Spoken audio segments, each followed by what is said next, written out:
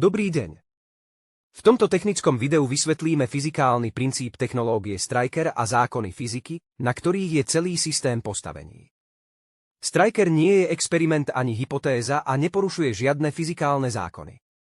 Ide o technické zariadenie pracujúce výlučne v rámci klasickej hydrodynamiky a termodynamiky, ktorého správanie je merateľné, opakovateľné a predvídateľné. Základom celého systému je zákon zachovania energie, podľa ktorého sa energia nevytvára ani nestráca, ale premieňa sa z jednej formy na inú.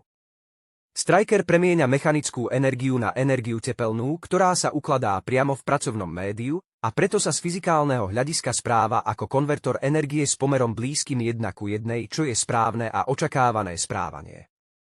Kľúčovým fyzikálnym javom v systéme Striker je riadená kavitácia.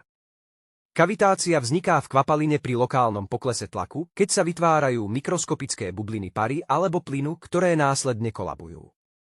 Pri tomto kolapse dochádza k lokálnemu uvoľneniu energie, nárastu teploty a zvýšeniu vnútorného energetického stavu média. V systéme Striker nejde o náhodnú ani deštruktívnu kavitáciu, ale o technicky riadený proces, ktorý je stabilný, rozložený v čase aj priestore a bezpečný pre zariadenie.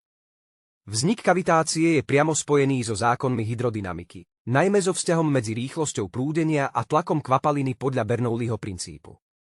Striker pracuje s presne definovaným prúdením kvapaliny, čím vytvára kontrolované tlakové podmienky potrebné na vznik a kolaps kavitačných javov. Mechanická energia vstupujúca do systému sa v kvapaline disipuje a premieňa na vnútornú energiu, ktorá sa prejavuje ako teplo. Z tohto pohľadu je Striker kontrolovaný disipátor mechanickej energie, nie generátor. Celý proces je v súlade s prvým zákonom termodynamiky a nárast teploty pracovného média je možné presne popísať vzťahom E rovná sa meter krát C krát delta T, ktorý hovorí, že na ohriatie určitého množstva vody o určitý teplotný rozdiel je vždy potrebné rovnaké množstvo energie. Striker tento vzťah nemení, iba optimalizuje spôsob, akým sa energia do média prenáša. Prenos vzniknutého tepla v systéme je možné popísať pomocou Fourierovho zákona vedenia tepla, formulovaného v roku 1822 Jeanom Baptiste Josephom Fourierom, podľa ktorého je tok tepla úmerný teplotnému gradientu. Striker, najmä v kombinácii so systémom Thermopulse, pracuje s vysokým teplotným spádom a krátkym časom prenosu, čo umožňuje veľmi rýchle a efektívne odovzdanie tepla s minimálnymi stratami. Je dôležité rozlišovať medzi správaním samotného zariadenia Striker a správaním celého systému Striker v kombinácii s Thermopulse. Striker je zdroj tepla, zatiaľ čo Thermopulse je systém rýchleho prenosu tepla, ktorý nie je tepelným čerpadlom, neodoberá teplo z okolia a nepracuje s parametrom COP.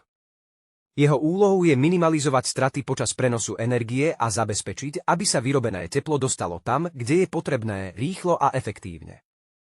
Vysoká celková efektivita tak vzniká na úrovni systému nie porušením fyzikálnych zákonov, ale elimináciou strát. V nasledujúcom technickom videu sa zameriame na konštrukciu systému Striker, jeho mechanické riešenie a materiály, ktoré umožňujú bezpečnú a dlhodobú priemyselnú prevádzku. Ďakujem za vašu pozornosť.